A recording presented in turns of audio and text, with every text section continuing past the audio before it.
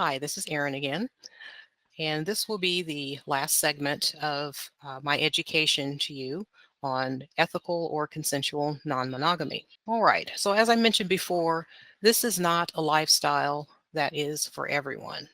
Okay, people have to be in a good place mentally and emotionally. And as I mentioned before, your relationship has to be in a relatively healthy space before you embark upon this. You cannot use this type of lifestyle to fix dysfunctional things that are going on in the relationship. So like if there's insecurity or jealousy, possessiveness, poor anger control, or things like that, you have to have those things taken care of before you can engage in a consensual non-monogamous relationship. It can be a solution for some sexual issues, not necessarily sexual dysfunction, but say, for example, someone likes a certain type of sexual behavior and the partner does not like that type of sexual behavior. Using this type of lifestyle would be a good solution for that. So again, there should already be a healthy relationship foundation going on before you try this.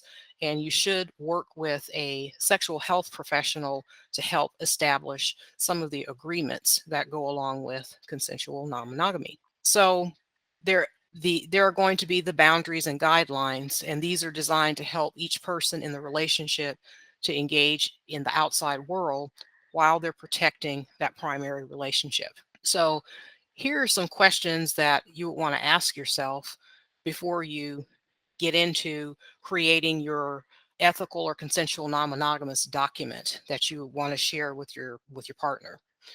Question number 1, are you interested in exploring together, separately, or both? Question number 2, what kinds of experiences excite you? What kinds of experiences create fear or anxiety for you? What do you need for emotional safety? What do you need for comfort? Where is the definite hard line that you don't want crossed? How would you incorporate children if you have children in the home and you're wanting to engage in consensual non-monogamous behavior or polyamorous behavior? What are you going to do about the children? How are you going to talk to the children about that? And so that's another one. What kinds of qualities are you looking for in a partner? Will both of you have partners, or will just one of you have a partner, an outside partner? How integrated do you want your partners to be, like within your home, within your life? Do you want for these people to be strangers? Do you want for these people to be friends or acquaintances? You want them to be part of your inner circle? What communication tools sets are you going to use to maintain the open, healthy conversation around the relationship?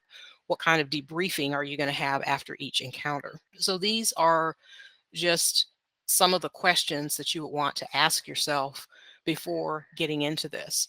And I would also suggest that people take a look at a yes, no, maybe list.